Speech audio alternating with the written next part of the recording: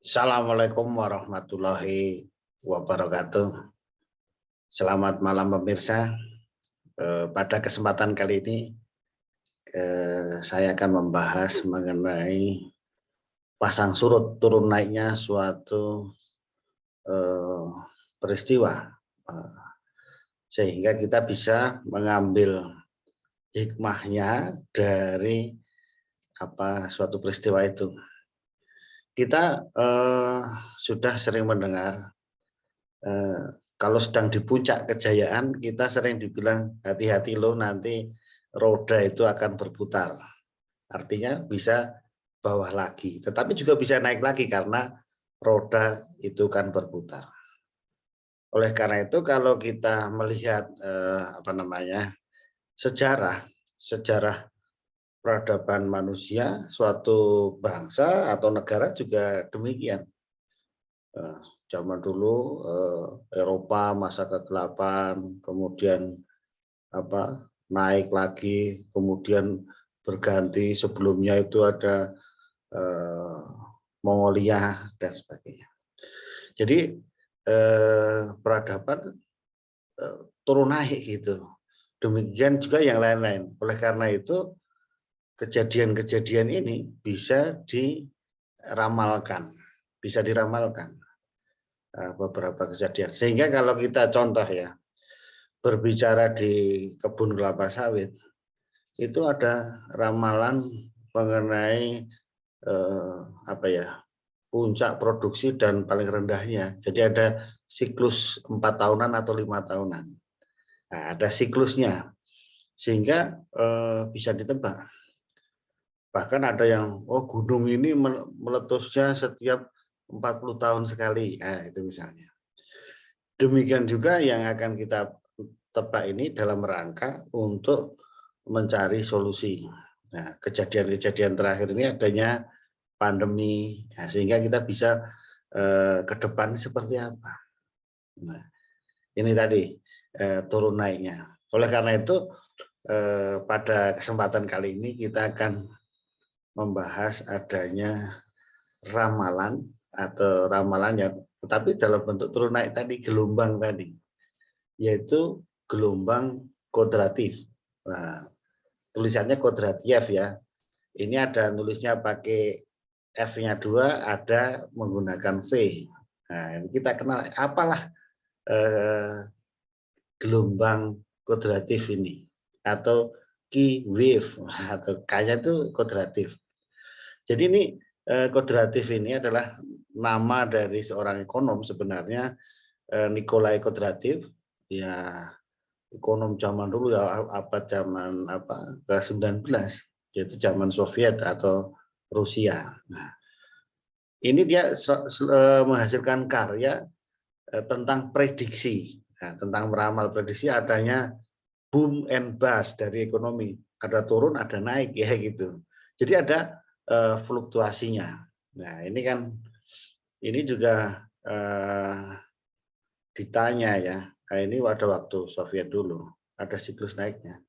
Jadi kapan suatu sistem, nah ini kan sistem sosialis ya, suatu sistem kapitalis itu bisa jatuh atau enggak? Nah, ini jawaban dari ini tidak disenangi ya. Oleh karena itu dia ditembak mati oleh Soviet pada tahun 1938. Usianya masih muda, masih 46 tahun. Ya, kemudian teori ini ya dikenalkan oleh Joseph Schumpeter dengan menyebutnya quadratic wave atau Q wave gitu ya, dari siklus itu tadi.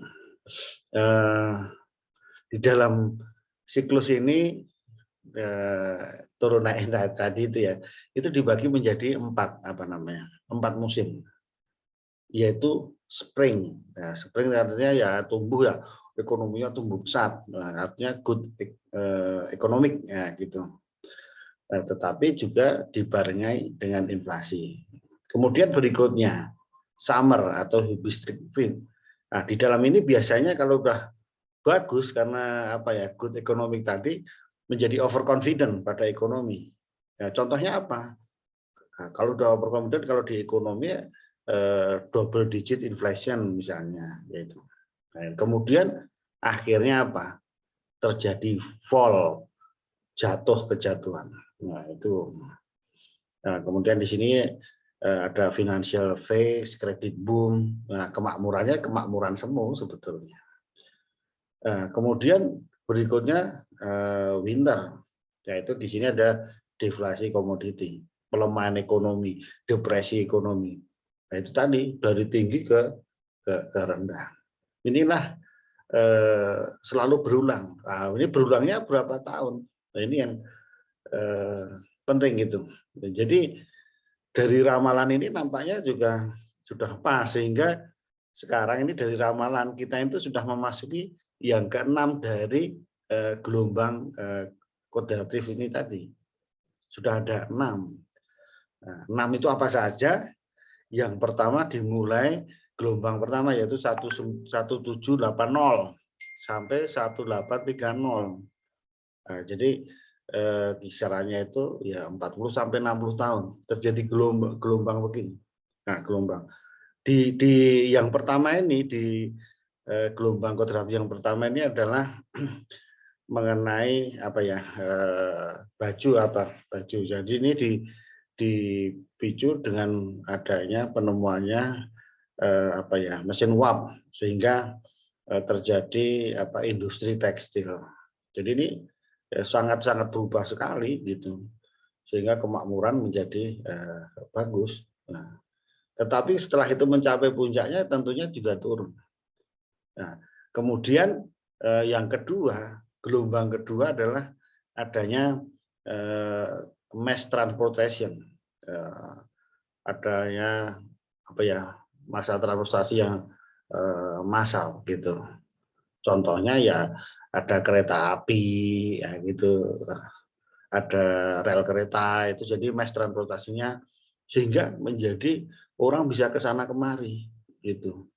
Ekonominya pesat gitu. Ini terjadi pada 1850 sampai 1870. Ini yang second quadrative wave tadi.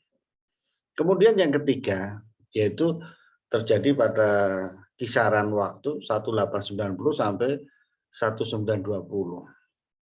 Ini adalah tentang mass consumption.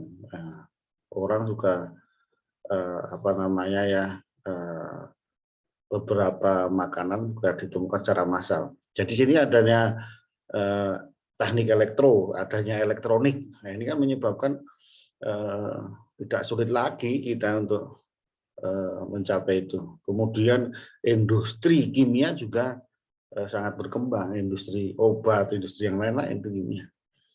Sehingga menjadi di dunia ini menjadi makmur begitu. Ya, tapi ada batasnya, terus turun lagi, naik turun pokoknya. Kemudian yang keempat, siklus yang keempat dari 1935 itu sampai dengan 1950 atau sampai dengan 80-annya, yaitu dengan ditemukannya apa ya, individual mobility. Jadi mobilitas orang semakin bisa ke sana kemari. Nah, ini industri apa yang mendukung? Tentunya ada automobil, industri mobil berkembang, petrokimia juga sangat berkembang. Nah, ini makmur lagi, tambah makmur lagi. Tapi juga kalau itu sudah jenuh, turun lagi tadi, ada 4 step itu tadi. Kemudian yang siklus kelima, tanda-tandanya juga jelas. Ya, dan menyatakan bahwa ramalannya itu ya betul gitu, dekat gitu. Yaitu 1980 sampai dengan tahun 2000-an. Apa yang di sini yang terjadi? Orang semakin happy yang dengan adanya information, komunikasi dengan IT, dengan itu tadi digital. Nah, jadi ini informasi teknologi berkembang dengan pesat. Nah, ekonomi juga berkembang dengan pesat kan. Nah, itu. Jadi selalu meningkat. Itu adalah siklus yang kelima. Nah, setelah mencapai puncaknya sudah mulai turun. Nah, mulai turun. Nah, nanti ke depan itu nampaknya juga sudah masuk dari tahun 2005 ya sampai tahun ini sekarang 2022 itu kan kalau beberapa tahun lalu kan mulai puncaknya dan sekarang kita sudah mulai turun. Nah, turunnya dengan apa? Dengan adanya pandemi COVID-19. Sekarang harga pangan mulai naik, ya kan? Kemudian apalah ekonomi sekarang kan relatif susah menurun. Oleh karena itu, di sini yang berperan penting apa? Nah, adalah holistic health atau kesehatan tentang lingkungan. Ini yang memegang peranan penting. Jadi semua nanti dikaitkan dengan yang istilahnya sudah masalah kesehatan, masalah lingkungan, ya, yang hijau, yang green agriculture misalnya. Ya, jadi yang sangat penting nanti ke depan ya bioteknologi, ya, psychological health, nah, tentang itu semua. Nah, ini diharapkan dengan ramalan-ramalan ini ke depan, nah itu bisa nanti ekonomi mulai meningkat lagi. Ya, ke depan apalagi nanti. Ya kan ini sudah gelombang yang ke itu pemirsa mudah-mudahan gelombang yang apa namanya siklus dari kodratif ini bisa kita sikapi ramalan ini. Tentunya di dalamnya itu juga ada siklus-siklus yang lebih pendek lagi. Ya, jadi ya tadi kan yang 40 sampai 60 ya, tapi siklus yang lebih pendek misalnya siklusnya Jugler, yaitu yang 7 sampai 11 tahunan. Kemudian ada yang 3 tahunan, yang di dalam siklus juga adalah Kitchin Cycles, siklus yang 3 tahunan. Ini beberapa kajian mengenai ramalan dari siklus yang terjadi tentang ekonomi ini sebenarnya. Demikian pemirsa, mudah-mudahan ini bisa bermanfaat bagi kita semua. Kali ini tentang gelombang kontradiktif. Terima kasih. Assalamualaikum warahmatullahi wabarakatuh.